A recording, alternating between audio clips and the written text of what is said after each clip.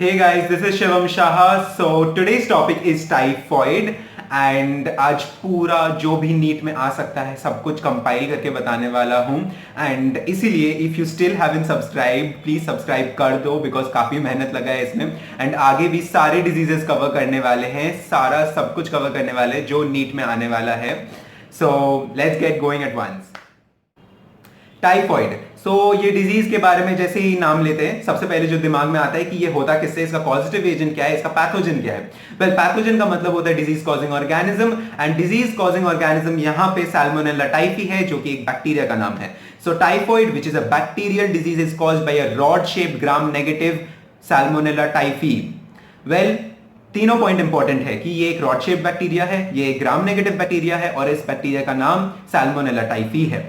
Well ये होता कैसे है, इसका मोड ऑफ ट्रांसमिशन क्या है.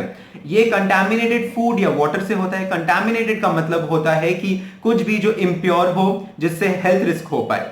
ये कंटामिनेटेड फूड या वाटर जब हम लोग इनटेक करते हैं ये फर्स्ट इन्फेक्ट स्टमक से होते हुए जाके ये फर्स्ट इन्फेक्ट स्मॉल इंटेस्टाइन को करेगा. So the first sight of infection for Salmonella typhi is the small intestine.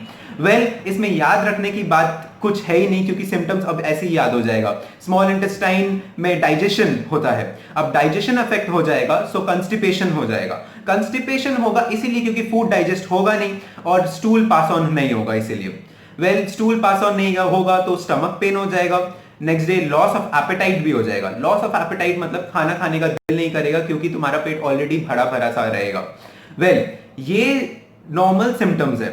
इसके साथ हेडेक भी आता है, फीवर भी आता है, स्लो फीवर आता है. ये फीवर का एक अच्छा टेम्परेचर है मतलब 39 to 40 डिग्री सेल्सियस. मैं अच्छा इसीलिए बोल रहा हूं क्योंकि ये काफी जगह आया हुआ है and you need to remember this 39 to 40 degree Celsius. And ये फीवर जो टाइफॉइड में आता है इसको एक नाम दिया जाता है, इसको बोलते हैं एंटेरिक फीवर.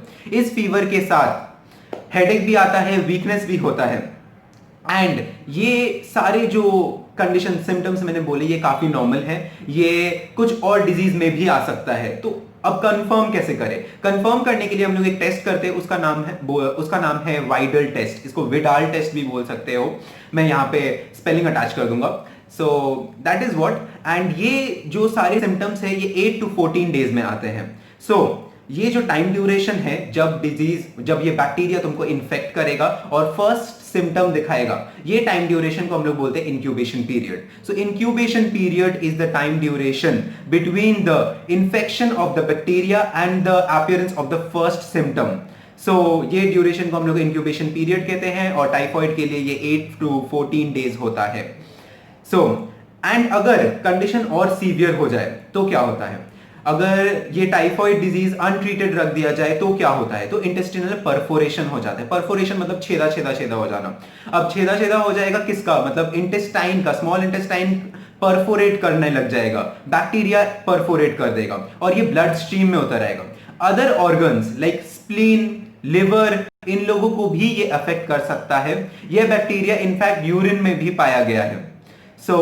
ये सारे कंडीशंस जो इंटेस्टिनल परफोरेशन, फिर ब्लड स्ट्रीम में घुस जाना, लिवर और स्प्लीन को अफेक्ट करना और ये सब दीज ऑल कंडीशंस में finally lead to even death और ये सब सीवियर कंडीशंस में होता है.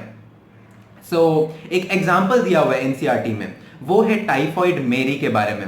वेल टाइफॉइड मेरी एक्चुअली बहुत पॉपुलरली उनको जाना जाता है. उनका एक्चुअल नाम मेरी मैलन है जो यूएस में सेटल्ड थी, एक कुक थी by profession. She was a carrier of typhoid. उनमें सिम्टम्स नहीं दिखाया गया था but she was a carrier of typhoid and as she was a cook by profession वो खाना बनाती थी and she used to spread out this disease. तो US government finally had to prison her to stop this epidemic and this is all. ये इतना ही जानना है NEET के लिए एंड अगर इतना तक देख चुके हो तो प्लीज सब्सक्राइब कर देना. बाकी सारे डिजीजेस भी मैं लाने वाला हूं. सो प्लीज सब्सक्राइब कर देना, लाइक कर देना, कमेंट कर देना और अगर कोई स्पेसिफिक डिमांड हो दूसरे कोई टॉपिक का. So that's all. Thank you. Stay tuned.